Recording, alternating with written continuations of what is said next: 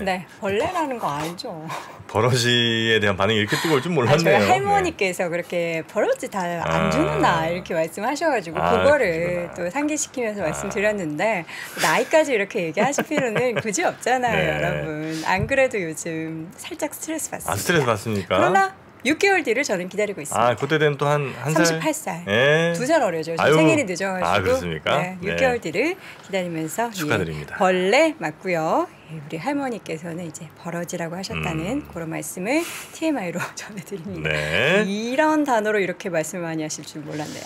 버러지. 자, 증시 셔터맨 이번에는 IBK 투자증권 박근영 부장 함께합니다. 부장님 어서 오세요. 네, 안녕하세요. 네, 반갑습니다. 네. 네. 네. 우리 부장님은 고향이 어디 쪽이시죠? 저는 부산입니다. 부산. 경상도. 거기서는 곤충 혹은 뭐 벌레를 뭐라고 부릅니까? 해충이라 하죠. 네? 해충은 몸 안에 있는 거 아니에요? 아니, 그건 기생충이고. 해충은 이제 나쁜 애들이고 왜 통칭해서 해충 있으니까. 네. 원래 거기서도 약간 버러지 뭐 이러지 않았을까요? 경상도가 약간 좀 버러지. 네, 저희 할머니 경상도 분이셔서 버러지 하셨던 것 같긴 한데. 떠나온 지 한참 돼서 기억이 잘 안 나네요. 해충이다 이렇게 했다 이거죠? 네. 그렇죠. 저 5학년 때 국민학교에서 초등학교로 바뀌었어요. 이제 국민학교 나왔다고 최소 이렇게 말씀하시는데 제가 5학년 때 졸업은 초등학교로 했다. 네, 그럼요. 네, 초등학교를 했지만 국민학교. 저희는 그것도 있었어요. 오후반, 오전반. 오전반, 1, 2학년 오후반. 때 그런 거 했던 추억이 방울방울. 한 반에 몇 명? 40몇 명 됐죠. 40몇 명. 네. 많이 줄었네. 우리 저 부장님은요? 막 도시락 올려놓고. 저희 한 반에요. 제 기억에는 50몇 명 된 것 같아요. 조금 더 올라가시고. 네. 우리 정프로님은요?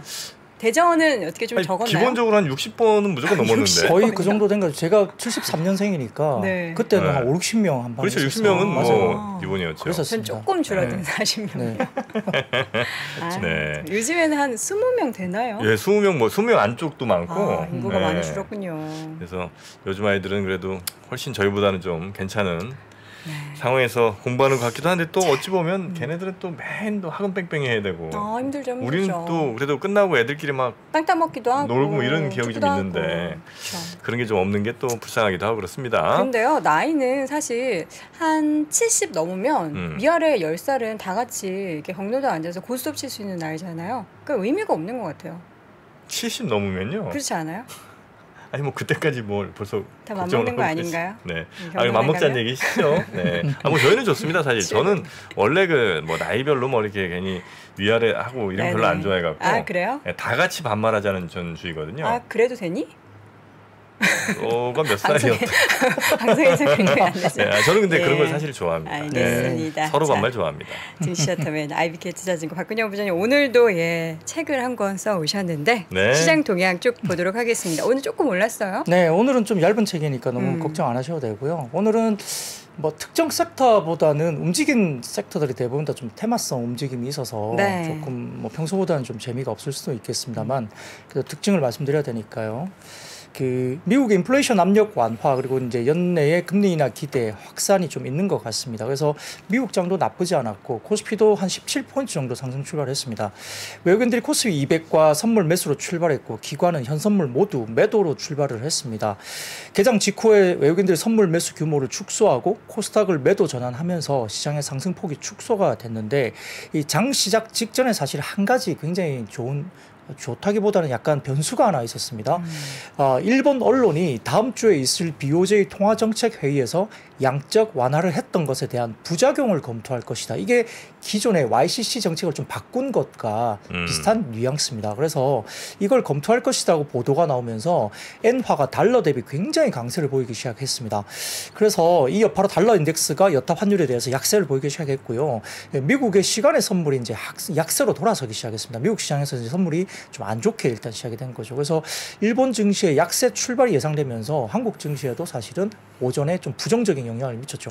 그래서 시장이 이제 상승하면서 갭 상승 시작을 했지만은 상승폭이 쫙 줄기 시작했습니다. 그때 당시에 외국인들 선물이 쫙 빠지기 시작하면서 이렇게 쫙 이제 다시 강보합까지 밀리기 시작했습니다. 그래서 이제 9시 20분경에는 외국인 선물이 매도 전환으로 바로 돌아서기도 했습니다. 그래서 전반적으로 10시 30분 전에는 이제 외국인 선물이 2천억 정도 매도가 나오면서 하방 압력을 더 강화시켰고요. 기관이 다소 이제 850억 규모의 선물 매수를 그 시간대 하면서 시장을 방어하면서 코스피가 강보합권 유지가 된 상황입니다. 전체적으로 지금 오전장으로 본다면 전기전자나 비금속, 광물 등의 대형 IT주 약세로 지수 상승폭이 제한됐고요. 업종별로는 오전에 기계, 보험, 증권 등이 강세이면서 전기전자나 비금속, 광물, 섬유, 의복 등이 약세를 보였습니다. 10시 30분경에 중국의 물가지표가 발표됐는데요. 표를 좀 띄워주시기 바랍니다. 네. 12월 중국 CPI가 예상을 부합했고요. PPI는 하회를 했습니다. PPI가 예상치가 조금 높았었는데 시장 영향은 크지 않았습니다. 다만 이제 1월과 2월 정도의 춘절 엇갈림 때문에 CPI는 일시적으로 상승이 예상되고 있는 상황인데 그럼에도 불구하고 매우 낮은 근원 물가로 인해서 이민은행이 좀 더 완화적인 정책 기조가 유지될 거로 봅니다. 최근에 중국 시장에서 돼지고기 가격이 급락하고 있고요. 중국은 돼지고기 가격이 굉장히 중요한 인플레 변수입니다. 많이 먹으니까 또 그렇기도 하고요. 그게 상당히 중요한데 이게 좀 빠지고 있는 모습이 보이고 있습니다. 오늘 이제 미국의 12월 CPI 발표를 앞두고 관망 심리가 유입되고 있는데 기준점은 헤드라인 CPI가 6.5% 정도 예상이 되고 있습니다. 사진을 좀 띄워주시면 전체적으로 지금 웰스파고나 그다음 뱅크 오브 아메리카 이런 여러 가지 바클레이 이런 쪽에서 컨센서스가 6.5 정도 예상이 되고 있지만 대부분 웰스파고는 6.3 그다음에 뱅크 오브 아메리카 6.4 등등 나옵니다. 다음 표들을 좀 띄워주시죠. 웰스파고나 뱅크 오브 아메리카 등등 이제 지금 시장에서 이야기하고 있는 그들의 예상치를 제가 조금 정리해 갖고 왔는데요. 웰스파고가 제일 낮고요. 6.4 대부분 나오고 시티뱅크가 6.5, 크레딧 스위스가 6.5 이렇게 쭉쭉 나옵니다. 그래서 아마 6.5 컨센보다 조금 낮게 나오지 않겠나라는 아이비들의 추정이 좀 많다고 보는 상황이고요. 조금 낙관 편향적인 지금 추정이 나오고 있기 때문에 조금 높게 나오면 어떨지 좀 저희가 봐야 되겠습니다. 근데 해외 쪽에서 제가 장중 끝나고 난 다음에 트위터 쪽에서 도는 이야기가 하나 있었는데요. 재밌는 한 게 이슈가 하나 있었습니다. 뭐냐면은 바이든 대통령이 오늘 CPI 발표 직후에 제목이 인플레이션 억제에 대한 바이든의 노고 이런 제목을 주제로 바이든이 발표를 한다는 소식이 트위터상에서 돌고 있어요. 노고가 있나요? 모르겠습니다. 근데 그러니까 인플레이션을 억제하기 위해서 이런 노력들을 많이 하고 있다. 했다. 네. 그게 CPI 발표 직후에 바이든 대통령이 그런 주제로 발표를 한다는 내용들이 이제 해외 쪽 트위터에서 돌고 있더라고요. 이게 만약에 맞다면 제가 정확하게 그게 백악관에서 발표된 게 아니기 때문에 알 수는 없지만 이게 맞다면 바이든이 자랑하러 나오는 거 아니겠습니까? 저 이렇게 많이 떨어뜨렸어요. 네, CPI를 좀 굉장히 떨어뜨렸다. 지지해주세요. 맞아요. 예. 그래서 이게 약간 가십적인 이야기일 수도 있지만 아무튼 해외 쪽의 트위터에는 이게 약간 돌고 있었던 게 오늘 확인됐습니다. 수치를 조금 더 낮은 걸로 그럼 기대를 아마 그들은 하겠군요. 근데 사실 저번에 와서 말씀하셨잖아요. 그 FOMC 계셨던 분이 미리 백악관을 받는다고. 이미 받습니다. 네. 그래서 이미 지금 알고 있을 거예요, 숫자를. 그래서 이게 사실 맞다면 바이든이 이미 숫자를 들고 이제 이런 이야기를 할 수 있도록 정프로도 한 6.1, 6.2 정도 지금 보고 있거든요. 그렇게 낮게요? 네, 정프로는 좀 낮게 보고 있습니다. 미리 혹시 받아보셨어요? 그거까지 제가 말씀드릴 수는 없겠습니다만 정프로는 아마 오늘 발표 나오면 10시 반 발표죠 아마. 네, 맞아요. 밤 10시 반에 발표 날 때 정프로는 뭘까? 이런 생각을 아마 여러분이 하실 겁니다. 6.1, 6.2. 네. 그래서 어떤 이런 게 이제 시장이 돌았기 때문에 이제 저희가 그냥 추정하기로는 이게 바이든이 정말 이런 제목으로 발표를 한다면 시장의 기대치보다는 CPI가 더 낮게 나올 가능성도 있겠구나 정도의 그냥 어떤 추정만 할 수 있는 하나의 그냥 가십적인 부분이 있어서 말씀 좀 드려봤고요. 다만 이제 원달러 환율도 장 초반에 아까 일본 BOJ 관련된 이슈가 생기면서 장 초반 1,240원을 하회를 했는데 아무튼 장중 달러 지수가 추가 하락은 좀 제한됐습니다. 업종별로는 오늘 증권, 보험 등의 금융업이 다소 이제 다시 리바운딩 강세를 보였고요. 기계도 강세 기록했고 특히 이제 오늘은 신재생 에너지 테마가 굉장히 많이 부각이 됐습니다. 조선주도 상승을 했고 CS 윈드 같은 경우는 장중 12%대 급등을 하기도 했고요. 네, 맞습니다. 축하드립니다. 아이고, 고맙습니다. 반면 SK텔레콤 등의 통신업이 가장 부진했고요. 반도체 약세 때문에 전기전자 하락 그리고 인터넷주도 하락세를 보이면서 서비스업이 하락세를 보였습니다.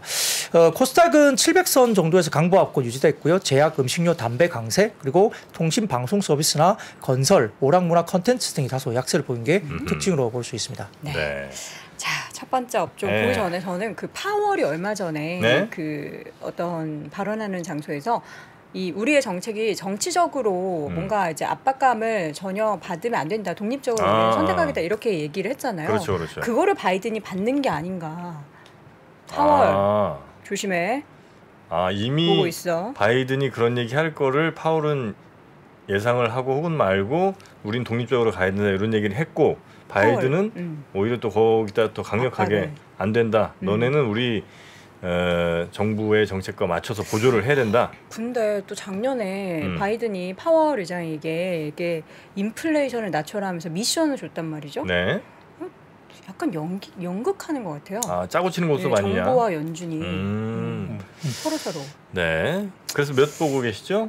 저는 사실 6.12 이렇게까지는 좀 어려울 것 같고 그냥 컨센서스 비슷하게 6.45 정도. 6.5. 뭐 제 의견이 뭐가 중요하겠습니까? 가장 중요한 거는 서비스 물가를 잘 보셔야 돼요. 서비스 물가. 근데 얼마 전에 그 서비스 관련한 지표 나왔을 때 좀 많이 꺾였었잖아요. 네, 그래서 이번에 만약에 서비스 물가가 별로 안 꺾이고 이 서비스 물가 영향 때문에 만약에 컨센보다 좀 높게 나오면 네. 시장이 굉장히 좋게 지금 선반영을 한 지수가 올라와 있기 때문에 조금 흔들릴 수도 있다는 점도 서비스 물가가 좀 오늘 중요한 뭐 변수가 아닐까 싶습니다. 네. 알겠습니다. 섹터별로 좀 볼까요? 엔터 쪽 웹툰 뭐 이쪽이 뭐 계속해서 좋은 것 같아요. 네, 카카오 엔터테인먼트가 뭐 사우디아라비아 국부펀드와 싱가포르 투자청으로부터 이제 1조 2천억 투자를 유치했다 이게 나왔고요. 네. 역시 이제 관련된 뭐 인터넷주라든지 그다음에 운용 자금과 타법인 증권 취득 자금으로 5,769억이 쓰일 것으로 공시가 나왔기 때문에 10조 5천억 평가로 받은 것도 높지만 문제는 이제 M&A를 하겠다는 거잖아요. 그러다 보니까 이제 SM을 혹시 사는 거냐? 또는 뭐 그 외에 카카오 그룹이 이제 최근에 엔터 중에서는 뭐 웹툰과 웹소설 강화에 또 많이 M&A를 했던 네. 최근에 이력이 있기 때문에 관련해서 북미 웹툰 플랫폼인 타파스 미디어를 인수하기도 했던 이력이 있어서 웹툰 관련주도 상당히 오늘 많이 주목을 받았고요. DNC 미디어 같은 경우는 특히 이제 카카오 페이지가 2대 주주입니다. 그러다 보니까 또 주가도 꽤 많이 오른 상태였기 때문에 네. 아마 이런 그 투자 관련한 부분들이 M&A 관련된 이슈로 좀 집중이 되면서 언급됐던 몇 가지 섹터들이 조금 좋았다 이렇게 볼 수 네. 있습니다. SM 인수설은 계속 끊이질 않네요. 네, 그렇습니다. 네. 아직까지 뭐 제대로 나온 건 없죠. 아직 네, 공시가 없습니다. 나오거나. 네, 네. 그렇습니다. 자, 그리고 임플란트. 네. 그냥 표를 하나 띄워주시면 좀 표시가 잘 날 것 네네. 같습니다. 대신증권 자료를 제가 좀 발췌해 봤는데요. 가운데 이제 표시되어 있는 좀 푸르게 보이는 쪽이 덴티움과 오스템 임플란트 디오 등의 이번에 이제 나온 수량이나 뭐 비용 같은 표인데 한 번 더 나중에 이 자료가 올라가면 한 번 더 집에서 복기를 하시면서 조금 이 부분을 좀 보시면 될 것 같고요. 설명을 드리자면 오스템 임플란트와 덴티움 각각 오스템 임플란트 49만 세트 그리고 덴티움이 40만 세트가 VBP 입찰 결과 배정이 됐습니다. VBP 입찰을 통한 매출액은 오스템 임플란트가 697억, 한 700억 정도 예상이 되고 있고요. 덴티움은 572억 정도 추정이 됩니다. 그래서 3월 말부터 4월 중순까지 지방 정부에 전달돼서 순차적으로 시행이 될 걸로 이제 확정이 됐죠. 그래서 유럽 업체들의 뭐 40% 가격 인하율로 인해서 유럽 업체들의 점유율 확대가 나타날 수도 있겠지만은 수수료 상한이 이제 4,500위안으로 설정됐기 때문에 고가 임플란트 시술로 인한 추가적인 이득이 시술액에 거의 없습니다. 그렇기 때문에 유럽 임플란트 시술에 대한 수요가 아마 감소할 것이다 이렇게 보는 상황이기 때문에 이 부분은 국내 업체에게 상당히 좋은 환경으로 이번에 입찰이 끝났다 이렇게 해석을 할 수 있습니다.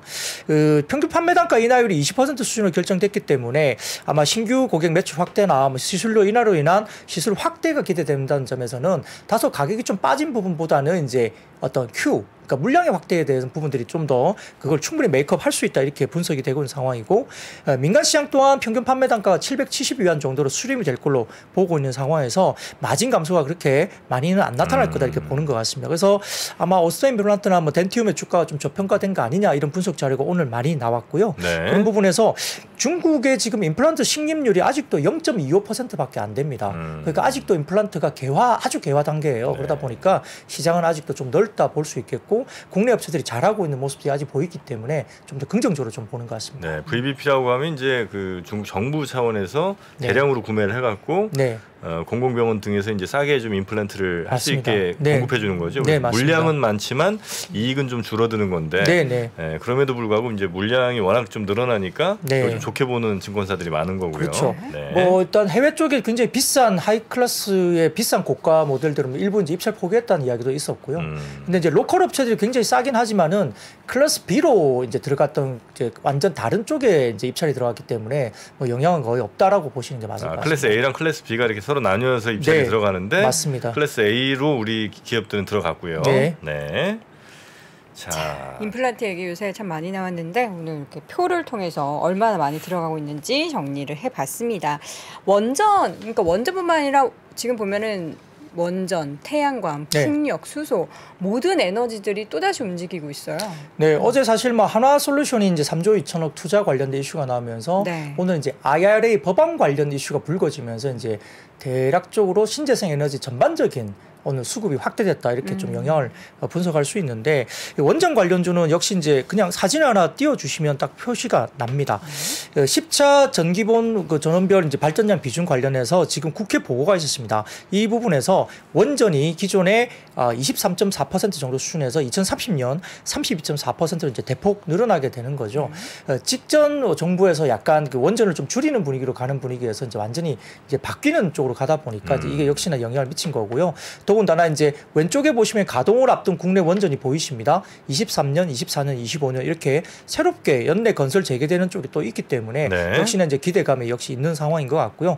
더군다나 최근에 이제 기업의 그 미국의 원전 기업인 웨스팅하우스하고 한수원이 약간 그 동의 소송 관련해서 이제 약간 이슈가 좀 있었지 않습니까? 그래서 이제 지금 이 부분 때문에 수익의 일정 비율을 웨스팅하우스에 지급하는 절충안에 지금 논의가 되고 있는 듯하다 이렇게 뉴스가 계속 나오고 있어요. 그러다 보니까 이제 소송 관련해서는 좀 불확실성이 살짝 제거되는 것 같고 이와 관련해서 이제 서로가 두 기관의 윈윈하는 쪽으로 절충점을 좀 찾아가는 거 아니냐 이런 쪽도 아마 좀 이 소송권에 대한 좀 실마리를 좀 풀린다는 쪽에서는 원전 관련 쪽이 좀 긍정적으로 본 것 같습니다. 네, 전체적으로 에너지를 이제 석탄은 확실히 좀 줄이는 거는 뭐 방향이 정해진 것 같고요. 그다음에 LNG도 살짝 좀 줄고. 그리고 대신 이제 신재생은 당연히 늘어나고 그리고 원전도 2036년까지 계속 늘어나는 방향인 거군요. 그런 그림입니다. 알겠습니다. 네, 이어서는 또 다른 신재생 에너지주들. 네, 태양광 쪽인데요. 지금 우리가 그 뉴욕주 같은 경우에 신축 건물에 그 천연가스 히터나 스토브 등의 사용을 금지하는 입법화 지금 진행이 되고 있어요. 아예 금지예요? 그러니까 미국 쪽에는 이제 그 천연가스 히터나 스토브가 많다고 하는데 이게 이제 건강에 굉장히 안 좋다고 합니다. 호흡기 쪽으로 이렇게 들이마시면 히터나 스토브가 네, 그래서 그렇죠. 아이들이나 이런 쪽에 집안에 있을 때 많은데 제가 지금 표를 하나 가져와 봤는데요. 유진투자증권의 그 도표입니다만은 이 미국 쪽에서 천연가스를 가지고 전력으로 굉장히 많이 사용을 합니다. 37%나 전력원으로 쓰고 있어요. 그러니까 전기가 아닌 천연가스로 쓰고 있다는 거죠. 그래서 이게 다른 대체 에너지원으로 점진적으로 전환하는 과정이 지금 미국에서 이제 시작이 되고 있다 이렇게 볼 수 있겠고, 그래서 이제 일부 이제 인덕션이나 뭐 이런 것들이 좀 많이 사용될 수 있는 그런 쪽으로 갈 수도 있다는 점에서는 일부 관련주가 좀 움직이기도 했습니다. 그리고 이제 EU에서도 정부 연구기관과 이제 NGO 과정에서 이제 선연가스 스토브 건강에 미치는 영향에 대한 보고서를 발표도 유럽 쪽에서도 나오고 있는 상황이기 때문에 이게 조금은 가정에서 쓰기가 좀 좋지 않다 이렇게 얘기가 되는 것 같고요.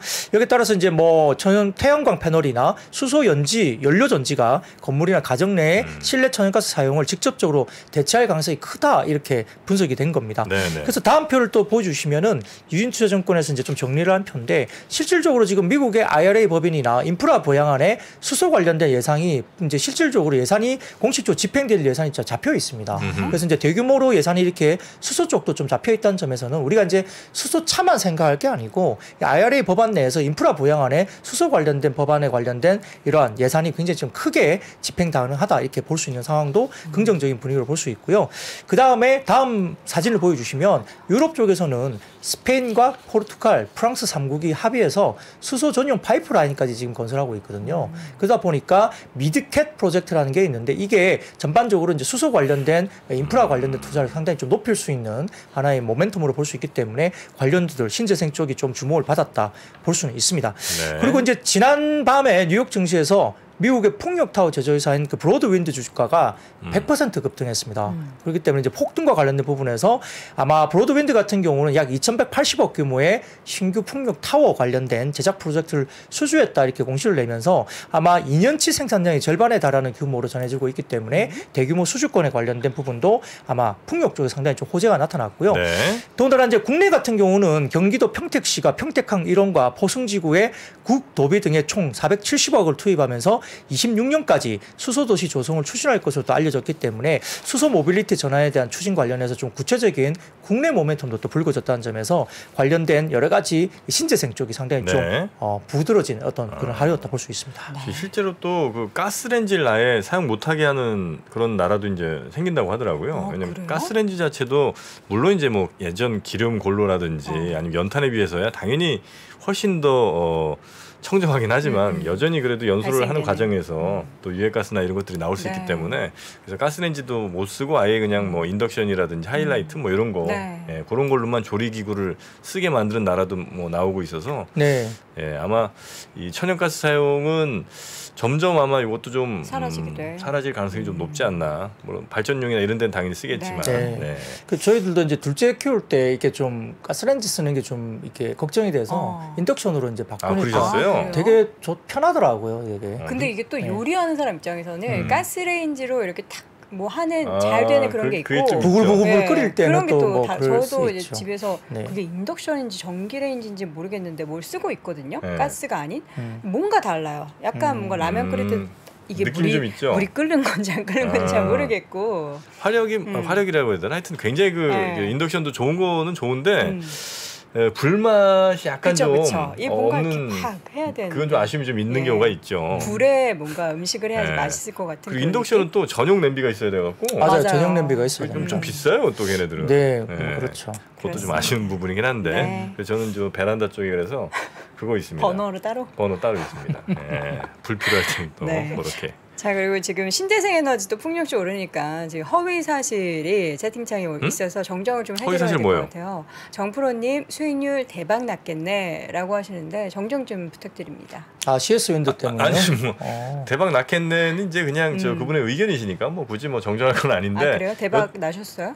아니 날 수는 없죠. 왜냐면 아직까지 마이너스 지금 한 20-30 이상은 될 텐데 CS 윈드도. 아직 라면 드시고 계십니다.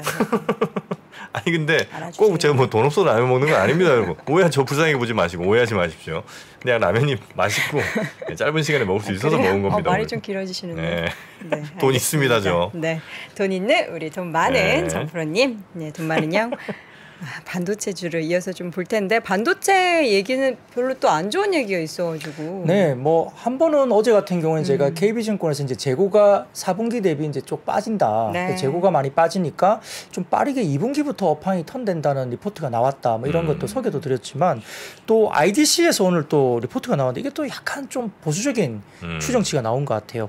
지난 4분기 글로벌 PC 출하량이 전년비 28% 감소했고 또 CT 같은 경우도 이 당분간 높은 PC 재고가 유지될 것으로 예상을 했습니다. 그래서 아마 단기 내에 PC 섹터 회복세가 둔화되면서 올해 PC 판매 대수가 전년비 6% 정도 또 감소할 것이다. 이렇게 또 추정을 한 리포트가 나왔습니다. 그래서 약간 부정적인 이슈이거든요.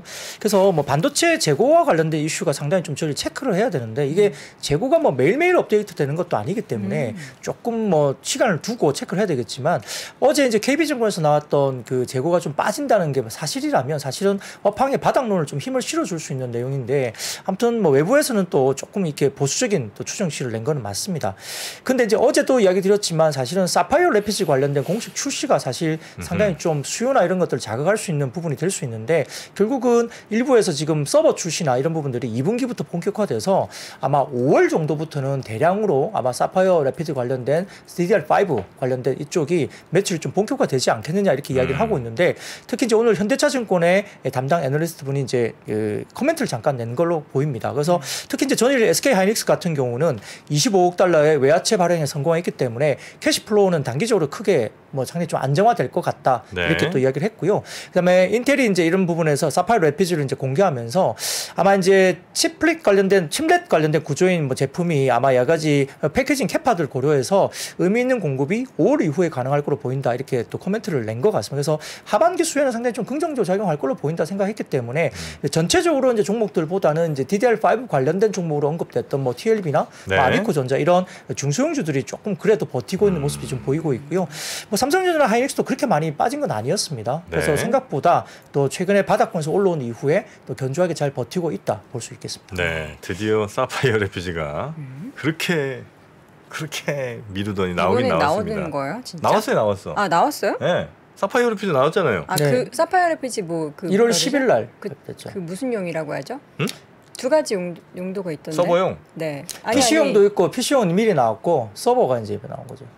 제가 짧은 지식이기 때문에 무슨 용? 단어가 생각이 안 나요. 농업용? 뭐예요? 아니 뭐 이렇게 일반적인 일반인들이 쓰는 용도와 뭐 산업용 뭐 이렇게 조금 더 고밀도 그게 뭐 서버용 얘기하시는 거 아닐까? 더 배우고 또 다른 게 또 있을까요? 네, 여튼 사파이어 나왔다는 거. 네, 나왔습니다. DDR5에 대한 기대가 그래서 조금 높아지긴 했는데 생각만큼 이게 강하진 않은 것 같긴 하고요. 근데 이제 보통 사파이어 DDR5 가격이 너무 비싸면 DDR4와의 가격 차이가 너무 많이 나기 때문에 굳이 DDR5로 안 넘어간다는 의견이 되게 많았어요.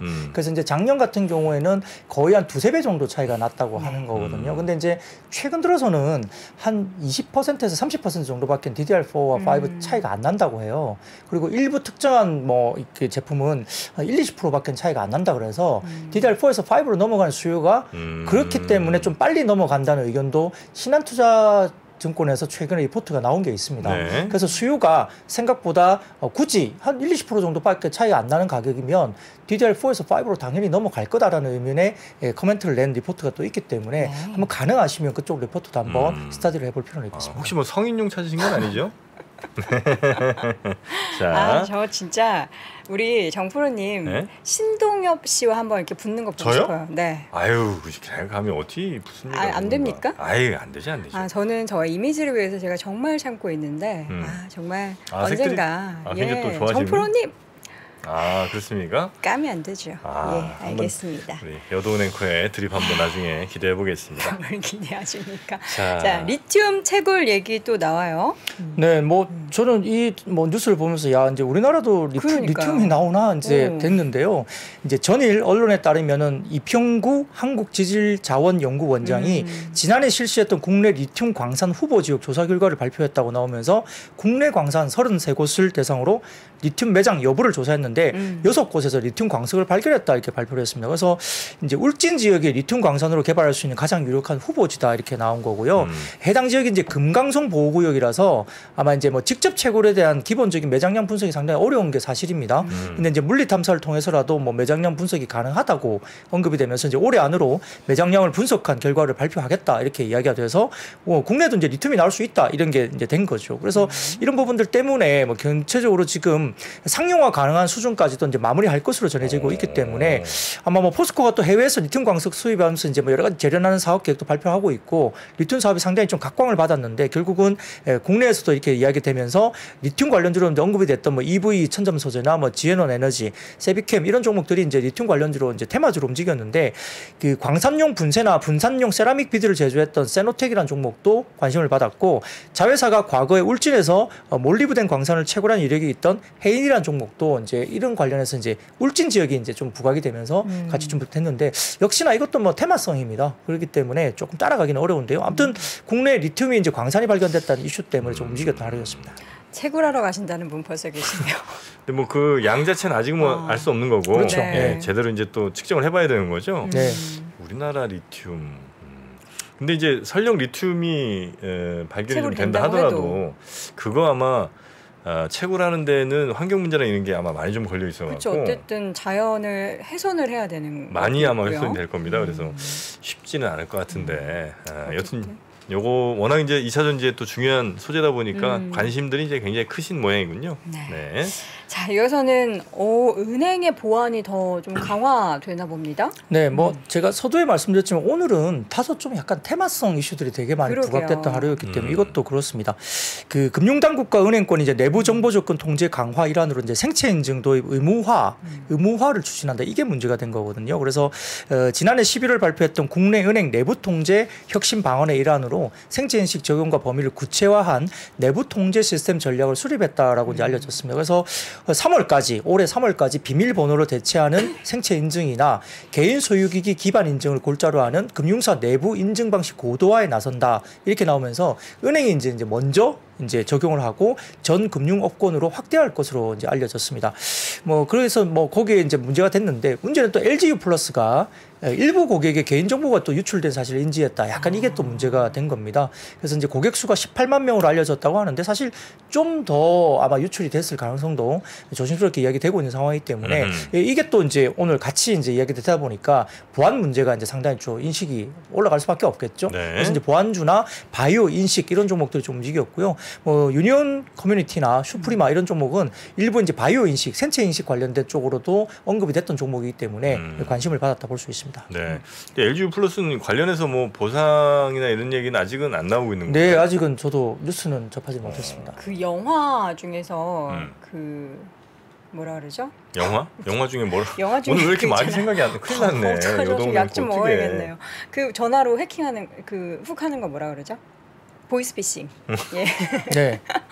영어라서 그런가 봐요. 아, 영어요. 예. 난 영화 중에 뭐 그러니까 영화 중에 보이스피싱 영화 있잖아요. 아, 있죠. 그 영화 보니까 진짜 개인 정보를 아주 탈탈탈 털어가서 정말 타겟팅해서 보이스피싱을 하더라고요. 네. 그런 거 보면은 정말 그 관련한 개인 정보가 유출됐을 때 난 이미 뭐 유출됐는데 이렇게 생각할 일이 아니더라고요. 너무나 자세하게 배경을 짜고 시나리오를 짜서 그게 실화를 바탕으로 한 거 아니겠습니까? 네네. 아니, 보이스피싱 실제로 저 피해 사례 같은 걸 보면 너무 많죠. 네, 이게 맨 처음에 뭐 작은 거 그냥 조금 털려가나 싶었다가 이게 점점 이제 그거 고리로 해서 뭐 이것저것 막 핸드폰 완전히 이제 장악하고 뭐 이런 경우들이 있어서 그러니까요. 결국 이제 통신 우리가 이제 이 핸드폰에 사실 거의 모든 것들이 다 들어가 있는 맞아요. 세상이잖아요. 이거 하나 잘못 털리면 거의 뭐 풍비박산 나는 경우가 또 많이 있습니다. 개인정보가 잘 좀 보호가 돼야 될 텐데 이번에 사실 보상을 한다라는 게 문제가 아니죠. 잘 제대로 된 보안이 필요한데 이게 왜 이렇게 허술하게 뚫리는지 모르겠습니다. 사실은 통신사들 같은 경우 이런 거에 특히나 더 신경 쓰고 좀 투자도 많이 해야 될 텐데 그게 좀 부족한 건 아니었나 아쉬움이 좀 있습니다. 저도 LG 플러스 고객이고요. 아, 털리셨네요? 아니 모르지. 18만 명 중에 내가 들어가는지 모르겠는데 오지 않나요? 고객님의 개인정보. 제가 뭐 문자 같은 걸 잘 안 봐갖고 네네.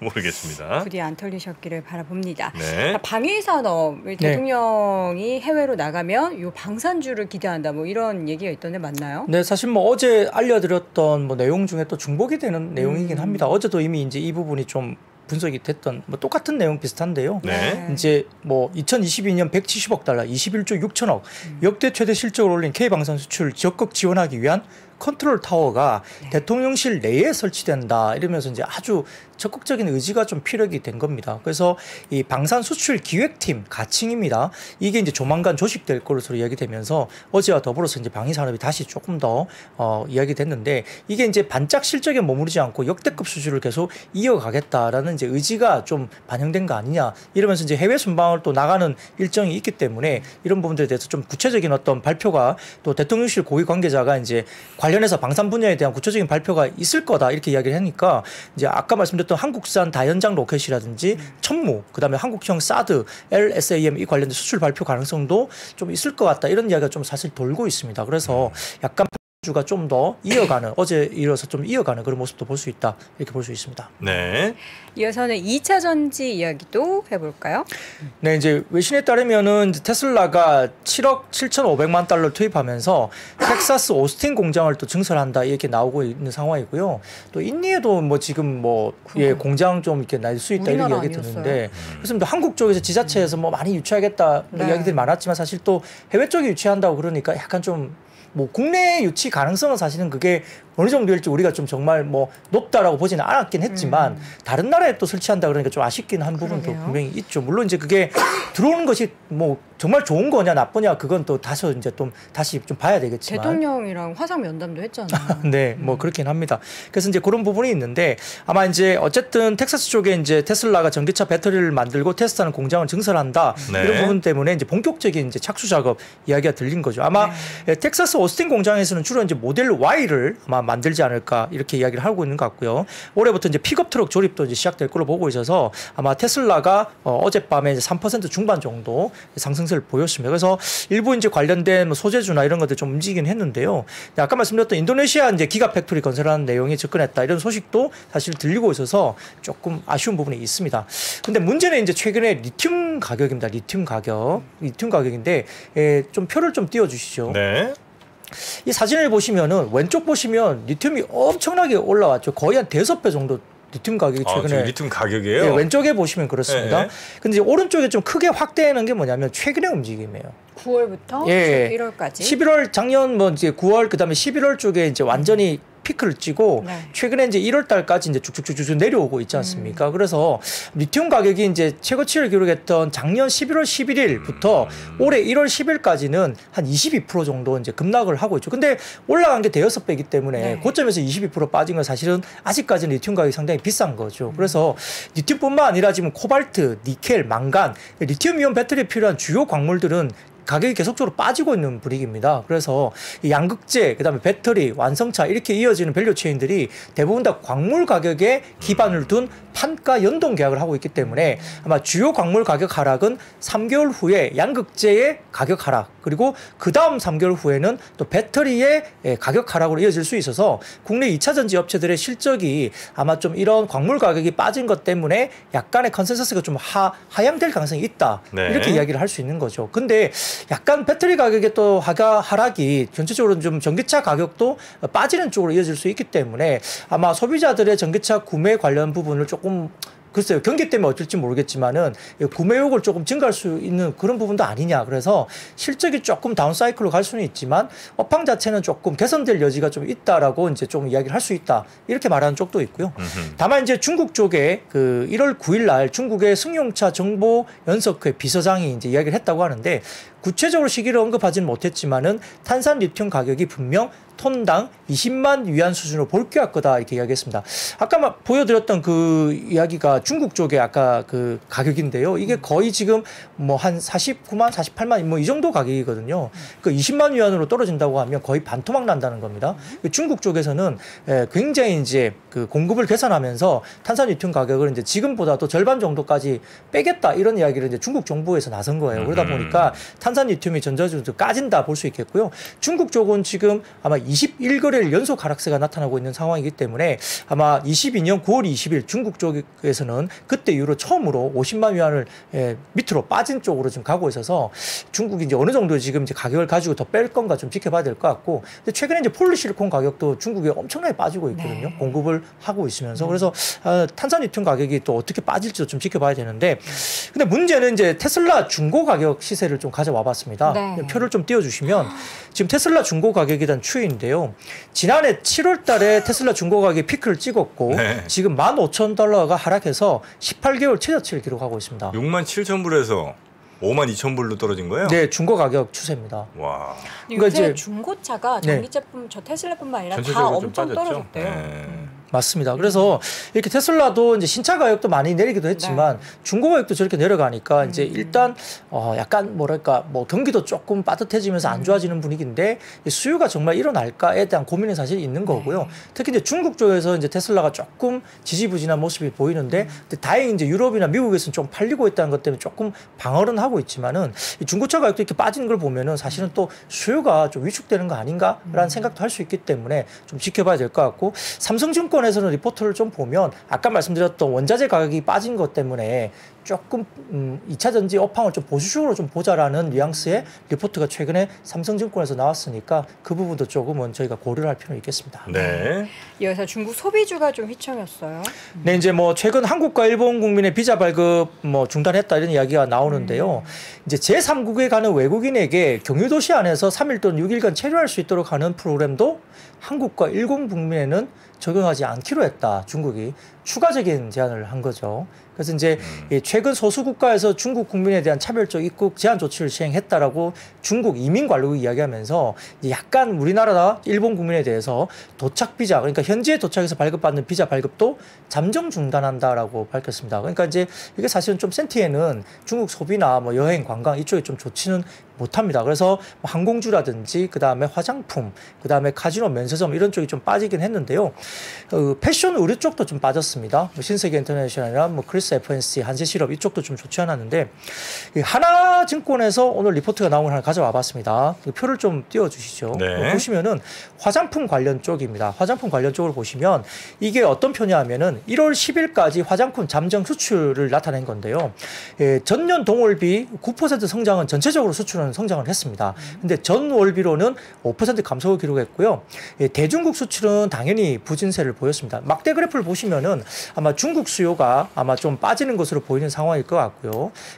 그다음에 홍콩이라든지 이쪽도 약간 주춤한데 미국 수요가 좀 생각보다 많이 올라옵니다. 중화권은 대체로 빠졌네요. 네, 중국, 홍콩, 그렇습니다. 싱가포르는 빠지고. 네, 맞습니다. 예, 그다음에 태국, 뭐 미국, 필리핀 이런 데는 좀 올랐고요. 네, 미국이 66%, 베트남이 35%, 대만이 99%, 태국이 237%, 말레이시아가 34%, 뭐 필리핀, 싱가포르, 뭐 이런 뭐 전반적으로 지금 아마 비중국 쪽이 굉장히 좋아지고 있고 미국과 뭐 일본 이쪽이 상당히 좀 좋아지고 있거든요. 그래서 아까 말씀드렸던 중국 쪽은 뭐 리오프닝 과도기, 그다음에 아까 말씀드린 한국과 뭐 중국이 약간 지금 약간 살짝 불편한 어떤 센티먼트 뭐 이런 부분들이 아마 수출액 보존에 대한 이슈가 좀 있을 수 있다는 이야기인데요. 근데 핵심은 뭐냐면 카테고리 중에서 색조가 보다 강했다는 거죠. 색조가 전년 동월비 15% 그리고 전월비 45%나 늘어나고 있으니까 역시 이제 지금 리오프닝 관련된 쪽에서는 마스크를 벗으면서 어제도 제가 립 틴트나 이런 게 많이 올라온다 이야기를 드렸잖아요. 그렇게 색조 관련된 쪽이 좀 강세를 보이고 있다는 점에서는 색조 화장품에 대한 포커싱이 좀 맞춰줄 수 있다 이렇게 볼 수는 있습니다. 근데 오늘 좀 특이한 게 하나 있었습니다. 뉴스 가운데 그 중동 현지에서 전체 화장품 중에 매출 2위를 차지한 한국 화장품에 대한 기사가 하나 나왔었는데요. 중동 쪽에서 UAE 이쪽에서 아랍에미레이트 쪽에서 이제 최대 채널에서 디올에 이어서 매출 2위를 한 국내 브랜드가 있다고 뉴스가 나왔었습니다. 폴란드에서는 77곳, 77곳 정도가 입점이 됐고요. 유럽 쪽에 공략이 되고 있는데 전 세계 매장을 259개 갖고 있고 2년 만에 4배로 성장했다고 나오면서 최근에 아모레퍼시픽이 투자를 또 한 기업으로 보입니다. 뭔데요? 이 회사는 바람 인터내셔널이라는 회사입니다. 바람? 네. 회사는 처음 들어봤는데 저 이 브랜드는 알아요. 바람? 네. 예. 디어달리아라는 제품이라고 해요. 알아요. 이게 디어달리아. 케이스도 되게 예쁘고 디어달리아? 그 소재 성분이 약간 좀 뭐라 그러죠? 친환경 쪽이고 네, 맞습니다. 좀 그런 맞습니다. 제품이더라고요. 그 디어달리아라는 제품이 있는데 이게 샤넬, 랑콤, 뭐 에스티로더를 제치고 한국 색조 화장품에서 이제 UAE, 그러니까 이쪽 중동에서 전체 매출 2위를 했다는 게 오늘 뉴스가 좀 떴습니다. 그래서 바람 인터내셔널이라는 회사가 있는데 이와 관련된 게 이제 좀 부각이 되면서 다음 표를 좀 띄워주시죠. 그 바람 인터내셔널과 관련된 쪽에 JS 코퍼레이션이라는 상장사가 있죠. 거기가 이제 바람 인터내셔널 관련된 지분을 갖고 있는 게 부각이 좀 됐습니다. 전체적으로 아까 말씀드렸던 중국 소비 관련주는 좀 안 좋았는데 이렇게 이제 JS 코퍼레이션이 이제 오늘 이 뉴스 때문에 바람 인터내셔널 지분을 갖고 있는 게 부각이 되면서 오늘은 JS 코퍼레이션이 상당히 좀 급등했다 이렇게 볼 수 있습니다. 이거 좀 젊은 여성분들이 좀 찾는 브랜드예요. 저는 사실 안 사봤는데 디어달리아가 이렇게 비건 화장품으로 되게 유명해서 비건 화장품. 그래서 많이들 쓰고 있다라고는 하더라고요. 좀 그리고 케이스도 되게 예뻐요. 약간 고급스러운 느낌으로. 제품 가격이 막 그렇게 되게 비싼 건 아니고 샤넬이나 디올보다는 조금 저렴하고 그렇습니다. 디어달리아. 그래. 립 무스는 뭐예요, 근데? 립 무스요? 무스 형태로 된 립 제품이겠죠? 무스가 무슨 형태인데? 약간 그 크리미한. 무스라고 그래요? 틴트 같은 그런 제품인 것 같은데요. 립무스. 네. 이름을 그냥 달리 하는 거예요. 뭐 립스틱 하잖아요. 우리가 그런 것도 뭐 립 마그네틱 뭐 약간 이런 식으로 자기 브랜드만의 그런 이름을 막 만들어요. 루즈 아니에요, 루즈? 그렇죠, 루즈. 립스틱. 그렇게 얘기를 하는데 다양하게. 그게 한 19,000원 정도 지금 제가 이제 최저가 보시는 거예요. 공식 홈페이지 가격 한번 봐주세요. 그거 좀 다릅니까? 뭐 이런 말 있잖아요. 뭐 컬러 밤 하면 립스틱 모양이에요. 컬러 밤. 뭐 이렇게 밤은 약간 조금 더 촉촉한 그런 타입. 비싼 브랜드는 아니군요. 네. 그렇죠. 좀 합리적 가격에. 디올이나 샤넬 이런 제품보다는 저렴한. 그렇습니다. 네. 자, 잘 되고 있다고 하니까 다행이네요.